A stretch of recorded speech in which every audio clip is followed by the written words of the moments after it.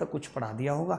अगर अभी भी आप इन सब चीज़ों को नहीं सीख रहे, कॉपी पेन लेके नहीं बैठ रहे, इधर उधर की बातें कर रहे हैं, हाय सुनीता, हाय कुसुम मधु, ये सब कर रहे हैं, आशा रीता मनोजिया ये सब कर रहे हैं, तो भैया मैं आपको बताता हूँ जीवन ऐसे ही चलेगा, यहीं कहीं रुक जाएगा। जितने संकट आपके पिताजी ने झेले आप उससे कहीं ज़्यादा झेलोगे। आप देखते हो ना पिताजी को धक्के खाते हो, कैसे वो लोगों से 200 500 500 1000 2000 की गुहार लगाते हैं, उधार लेके आपकी फीस भरते हैं, खर्चा चलाते हैं। आपने कभी सोचा कितनी मुश्किल होती होगी? क्योंकि इंसान अपने बच्चों से बहुत प्यार करता है, वो अपनी खुशियां मार के अपनी, मैं देखता हूँ आज खुद हमें जब बातें याद आती हैं कि हमारे पिताजी अपनी इच्छाओं को मार के, अपने जो है सपनों को मार के उन्होंने जीवन में हमें सब कुछ करा। हमें हर माँ बाप चाहता है कि मेरा बच्चा अच्छे से अच्छी स्कूल में पढ़े शहर के, मेरे बच्चे के पास अच्छी से अच्छी साइकिल हो, मेरे बच्चे के पास अच्छी से अच्छी घड़ी हो, हर ये माँ बाप चाहता है। जब पहली घड़ी हमारे घर में टाइटन की 1100 रुपये की आई थी तो वो मुझे मिली थी। समझ रहे हैं आप बात को? तो हर माँ बाप ये चाहता है। आपका फर्ज नहीं है कि अब आप उनके सपनों को साकार करें। आज जितने भी माँ बाप, जितने भी लोगों को बीमारियां पकड़ रही हैं, हार्ट अटैक, ये वो सब दुनियादारी, वो सब की वजह यही है कि उनके बच्चे सही समय पर कामयाब नहीं हुए। एक वक्त होता है जब आप 24, जब आप की उम्र 25-26 साल होती है, जब आपके पिताजी की उम्र 55-56 साल होती है, अगर आप चाहते हो कि वो लंबा जिए, उनको बीमारियों से बचा लो, तो अब घर संभालने की जिम्मेदारी आप ले लो। कब तक उनसे आप जो है रोटी कपड़ा और सब्जी का इंतजाम कराते रहोगे? कब तक? ये सबसे बड़ी टेंशन होती है माँ बाप की या बाप की, जो कभी कह नहीं पाता किसी से कि अभी तक उसका बेटा कामयाब नहीं हुआ। सबसे बड़ी टेंशन है। मेरी तरह बनने की कोशिश करो।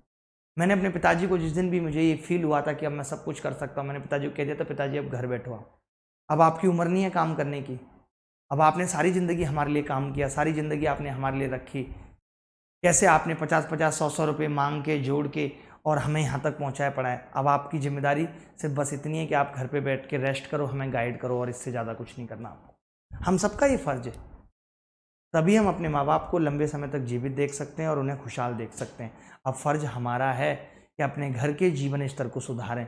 जो माँ बाप के सपने थे पहले उन्हें पूरा करें। यही जीवन है। जब आप करके तो देखिए दूसरों के लिए, जब आप अपने से ज़्यादा, जैसे हम कहते हैं ना कि हमारे माँ बापों ने जब हमारी इच्छाएं पूरी की तो उनको खुशी मिलती थी हमारे साथ ऐसा करके। स्नेह था। आप देखते हैं गाय को, जिसको दिमाग नहीं है, कम दिमाग है, आप बुरा मत मानिएगा इस बात का, या एक भैंस को ले लीजिएगा, तो जब उसका बच्चा जन्म लेता है तो वो कैसे अपने बच्चे को चाटती है, स्नेह निकलता है बिना दिमाग का इस्तेमाल किए हुए।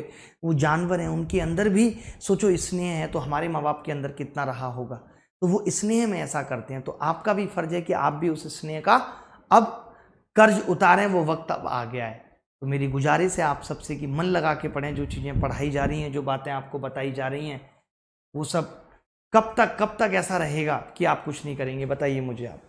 प्लीज़ मेरी रिक्वेस्ट है आप सबसे, हाथ जोड़ के विनती है, आज मैं आपको डांट नहीं रहा, सिर्फ इमोशनली रिक्वेस्ट कर रहा हूँ, इमोशन मूड में, कि अब वक्त है कि पिताजियों की जिम्मेदारी आपके कंधों पे आ जानी चाहिए।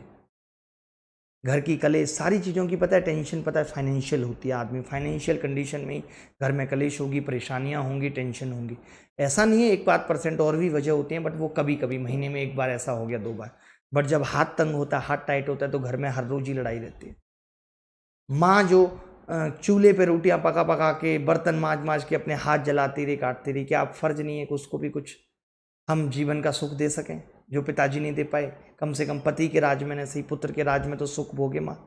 तो ये सब कब करेंगे आप, कब सोचेंगे? तो इन सबको सोचने का वक्त अब आ गया है कि अब पढ़िए, मन लगा के मेहनत करिए। ये जीवन बहुत मुश्किल से मिला है, जीवन ईश्वर का अमूल्य तोहफा है, इसका इस्तेमाल करिए और मन लगा के पढ़िए। इसी के साथ मैं विदा लूँगा और ये कहूँगा कि कल फिर मिलेंगे इसी उत्साह उमंग के साथ। ख्याल रखिएगा, खुश रहिएगा, और बहुत सारे एस्पेक्ट बताऊँगा, सिंप्लीफिकेशन